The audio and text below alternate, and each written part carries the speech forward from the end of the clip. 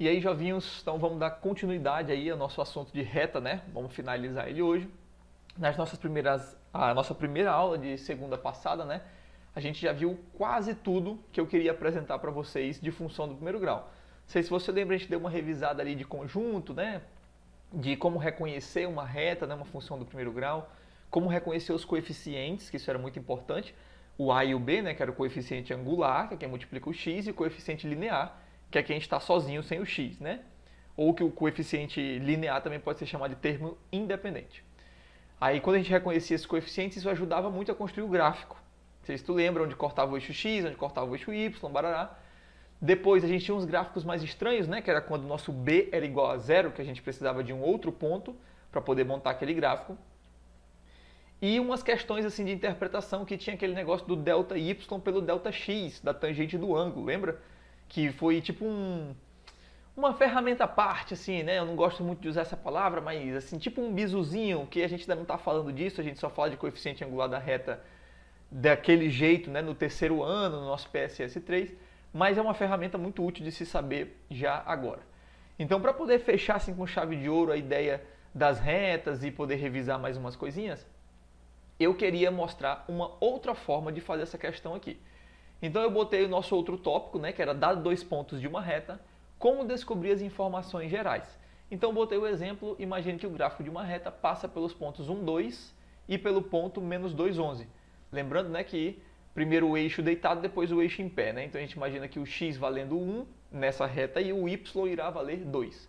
E quando o x valer menos 2, o y irá valer 11. Então determine a lei de formação. Você poderia olhar para isso e dizer, Pedro, eu já sei fazer isso com o assunto de segunda-feira passada.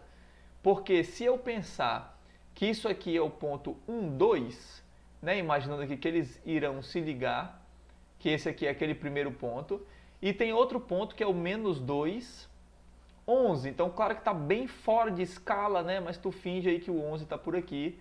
Claro que isso longe de estar algo proporcional e algo que você pode usar o olhômetro como uma verdade, né? Então imagine que você tem dois pontos e aqui está a sua reta, né? Imagine que a sua reta seria algo desse tipo aqui, né? Então você poderia pensar, Pedro, a gente já sabe resolver isso. Como que a gente resolvia antes? A gente pegava o triângulo retângulo, lembra que a gente fazia assim?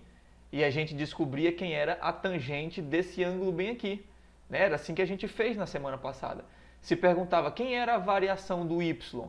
Veja que esse y deitado aqui, né, que é o y daquele primeiro ponto, é 2, e do 2 foi até o 11.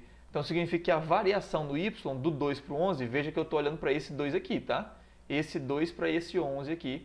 A variação deles, né, é 11 menos 2, que vai dar 9.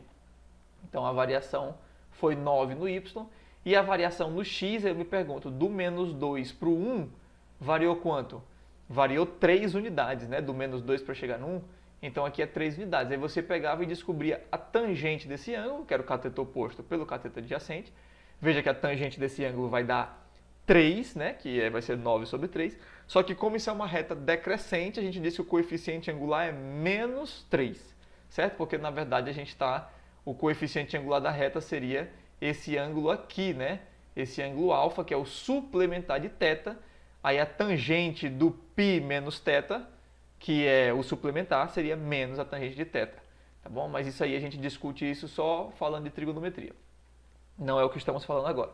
Mas caso você lembre, né, só para te explicar os motivos.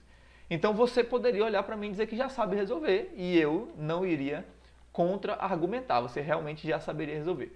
Eu queria te apresentar uma outra maneira, um jeito alternativo, que você talvez possa gostar, talvez possa não gostar, mas ele é muito útil na matemática, que é você resolver um sistema 2x2.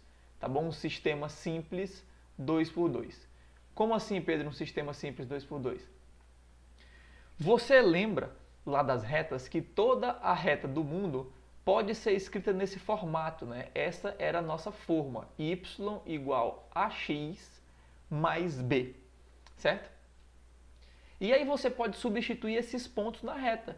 Quando x valer 1, o y vai valer 2. Aí eu pego e faço aqui, no lugar do y eu boto 2, No lugar do x eu vou botar 1, aí vai ficar só a mais b. E agora eu uso a outra informação. Eu sei que quando o x valer menos 2, o y vai dar 11. Então eu vou lá no lugar do y, boto 11. Vou lá no lugar do x, boto menos 2, vai ficar menos 2a mais b.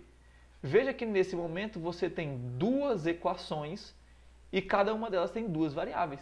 Então isso aqui nós estamos enxergando um sistema 2x2. Lá no nosso segundo ano do ensino médio, no nosso PSS2, a gente estuda sistemas lineares, né, que a gente vai falar de matriz e tal, regra de Cramer. Não é disso que estamos falando agora. Esse aqui é um sistema bem mais simples, né? Então, como que a gente resolveria esse sistema? A gente ia dar algum jeito de manipular, que é algebricamente, né? Podia fazer por substituição ou multiplica alguma das equações por algum número e soma com a outra para eliminar a variável. Então, nesse momento, eu vou simplesmente resolver esse sistema, fingindo que você já sabe. E no próximo vídeo a gente vai falar só de sisteminha, assim, vai fazer uma revisão de sistema 2x2 simples, tá bom? Então, se você não sabe nada, Pedro, não tenho ideia de como resolve esse sistema aqui, não tenho ideia mesmo. Então, talvez seja aconselhado você ver a revisão primeiro, né? E depois a gente volta para cá. Ou, quem sabe, você já vê essa resolução e, quem sabe, vem uma luz e tu lembra, né? Então, veja que nas duas equações, o b está sozinho, né? Está aqui mais 1b e mais 1b, que aqui tem um 1 invisível, né? Então, nesse caso da reta, é muito fácil a gente resolver assim. A gente multiplica alguma dessas equações por menos 1. Quando você multiplicar essa equação por menos 1, vai ficar assim, ó. Menos 2 igual menos a menos b. Multipliquei por menos 1 dos dois lados. E embaixo eu vou só repetir. 11 igual a menos 2a mais b. E agora o que eu vou fazer com essas duas equações? Eu vou somar uma com a outra. Por quê? Porque eu estou vendo que esse menos b, quando somar com esse mais b, eles vão morrer, né? Menos b mais b vai dar zero. Então eu vou pegar a de cima e vou somar com a de baixo. Então vai ficar menos 2 mais 11. Eu somei aqui as respostas, né? Somei os lados esquerdos. E isso tem que ser igual menos a mais b, vou até botar assim, menos a menos b, perdão. Menos a menos b, vou até botar entre parênteses, né? Como diria o Vladimir, entre parênteses. Menos o outro, né? Mais, perdão. Estamos somando a de cima com a de baixo, né? Mais menos 2a mais b. Ok? Então, veja que eu botei esse parênteses, ele é totalmente facultativo, né? Só para deixar bem claro que isso era a primeira equação mais a segunda equação, né? A de cima mais a de baixo. Então, fazendo essa soma aqui, vai dar 9. Aí aqui vai ficar menos a menos 2a, então vai dar menos 3a. E o menos b mais b vai desaparecer, eles vão se cortar, né? Vai dar zero. E aí, o menos 3 passa dividindo, então significa que o meu coeficiente angular é menos 3, né? Veja que quando a gente usou a ideia do triângulo, a gente descobriu que o coeficiente angular era 3, só que como era uma reta decrescente, a gente disse que ele era menos 3, né? Aqui já sai menos 3 direto. Sabendo desse menos 3, agora a gente substitui ele em qualquer uma dessas equações aqui e descobre o b. Claro que eu vou substituir aqui na de cima, que parece ser bem mais fácil, né? A de cima disse que 2 é igual a a mais b. No lugar do a, eu vou botar o menos 3, que eu acabei de descobrir, né? Esse menos 3 passa para o outro lado somando, então vai ficar aqui o b igual a 5. Portanto, eu acabei de descobrir a equação da minha reta, lei de formação, né? É y igual menos 3x mais 5. Então, essa daqui é a equação da minha reta que vai gerar esse gráfico que vai passar por esses dois pontos aqui. Então, sinceramente, não sei como que você vê isso aqui. Vou aproveitar esse momento para fazer uma revisãozinha rápida do sistema no próximo vídeo, né? Sistemas 2x2. E vamos fazer mais umas questões dessas. É muito importante dizer uma coisa.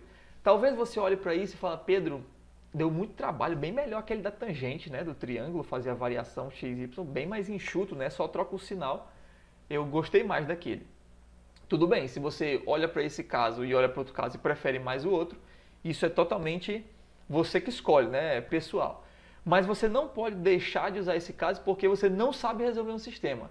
É essencial para alguém que está nesse mundo de vestibular saber resolver um sistema fácil desse, né? Um sistema 2x2. Então, você pode até não querer usar esse caso, mas você tem que saber fazer isso aqui, tá? Se eu chegar para ti e falar, olha, resolve um sistema 2x2 para mim simples, é obrigação do vestibulando saber fazer. Então eu vou fazer essa revisão agora com você. Se você não quiser usar esse método, tudo bem, mas tem que saber fazer, porque vez ou outra você não vai ter as duas opções. Em algum momento em alguma outra questão, que pode nem ser de reta, né, de alguma outra área da matemática, você tenha que resolver um sistema 2x2 e a gente aproveita a função do primeiro grau para fazer esse treino, tá bom? Então vamos lá para o próximo vídeo fazer uma revisão rápida aí desses sistemas simples 2x2.